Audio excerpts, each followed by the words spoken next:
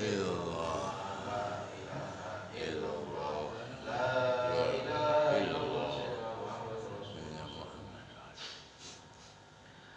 A'udzu billahi minasyaitonir rajim. Bismillahirrahmanirrahim. Allahumma shalli ala sayyidina Muhammad wa ala sayyidina Muhammad sayyidina awwalin wa akhirin wa sallam radhiyallahu tabaraka anhu sahabati Rasulillah ajma'in.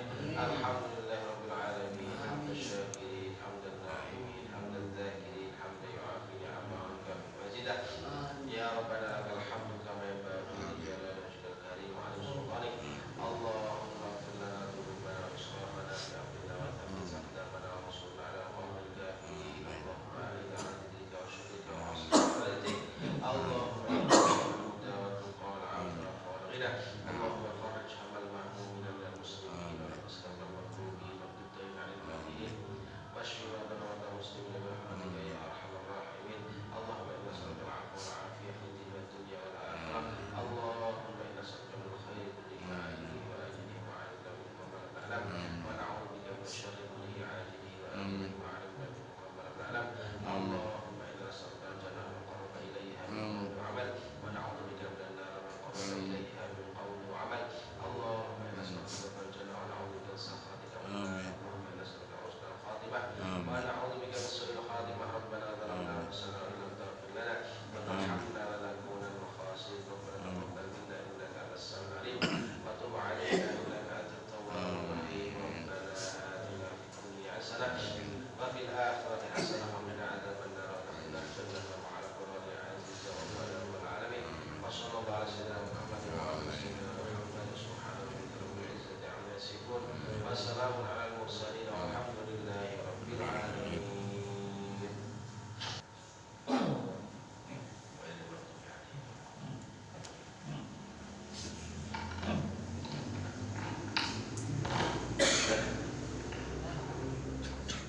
Bismillahirrahmanirrahim. Assalamualaikum warahmatullahi wabarakatuh. Waalaikumsalam warahmatullahi wabarakatuh.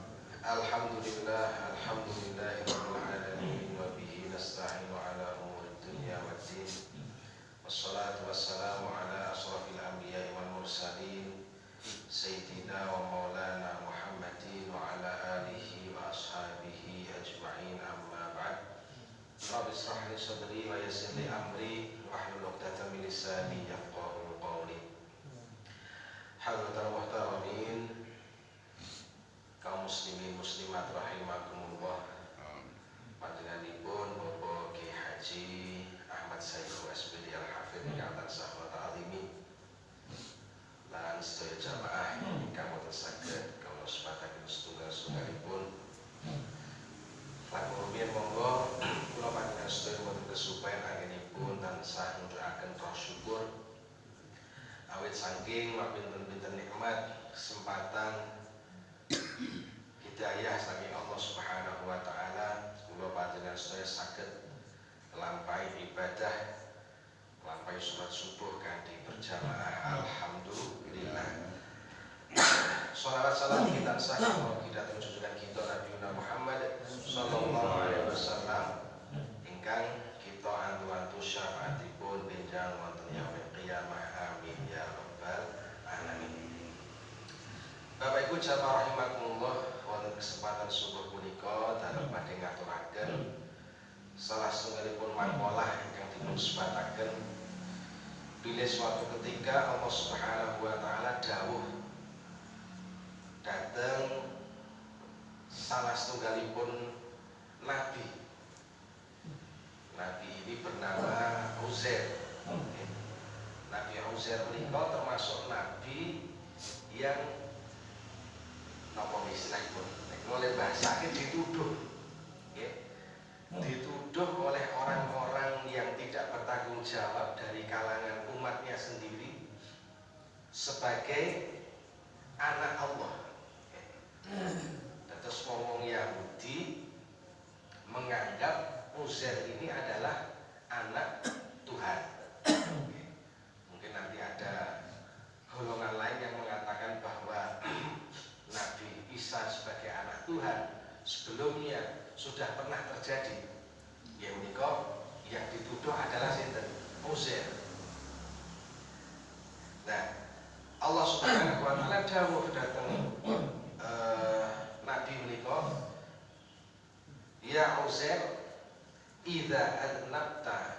dzamban shaghiran fala tanzur ila sirrihi wanzur ila man adnabtalah.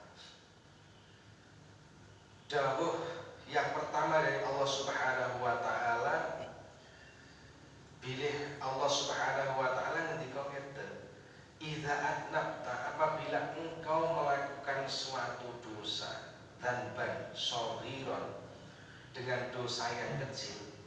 Apabila engkau melakukan satu dosa kecil ya Uzair, fala tanzur, maka jangan lihat, jangan anggap ila sihorihi, terhadap kecilnya dosa kesalahan yang kau lakukan.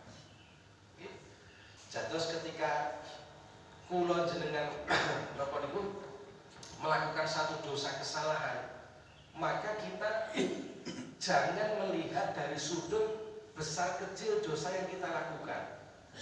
Napa meneh menganggap malah sing tak lakoni iki remeh-temeh. Mungkin kesalahan-kesalahan kecil, carane watu nggih krikil-krikil cilik. Hanya itu yang kita lakukan, ampun. Jangan pernah menganggap, jangan pernah melihat dosa kecil yang kita lakukan.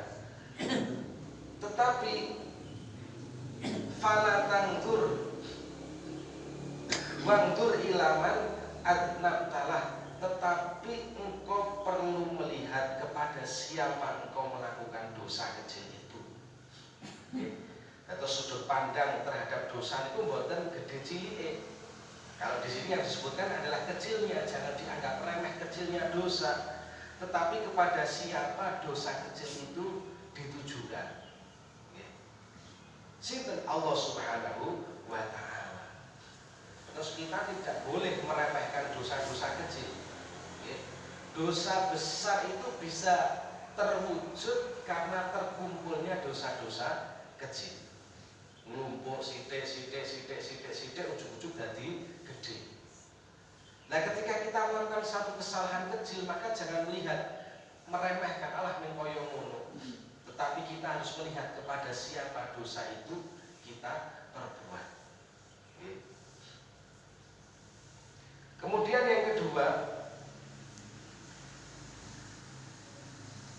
wa idza asabaka khairun yasirun fala tanzur ila sigharihi wanzur ila man razaqaka. Yang kedua, Allah Subhanahu wa taala dawuh, dan apabila engkau mendapatkan kebaikan yang sedikit,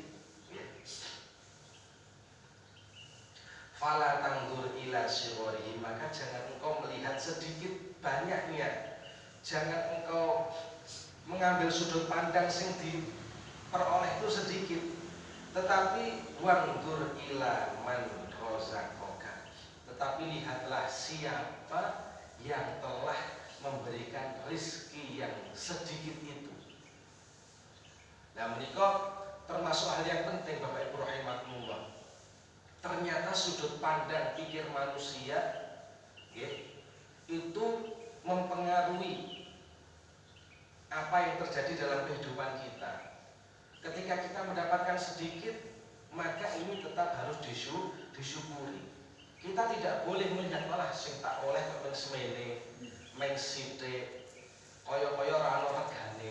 Tetapi lihatlah yang sedikit itu dari siapa? Semuanya kembali dari Allah Subhanahu wa taala. Maka sudut pandang inilah yang perlu kita perbaiki dalam melihat peristiwa ataupun apapun yang terjadi pada diri kita. Contoh malih, ketika manusia mendapatkan suatu musibah, musibah nopo kemawon, itu bukan berarti kita tidak mampu menghadapinya, tetapi musibah yang datang kepada kita niku pun ditaker, mesti menungso niku iso ngadepi.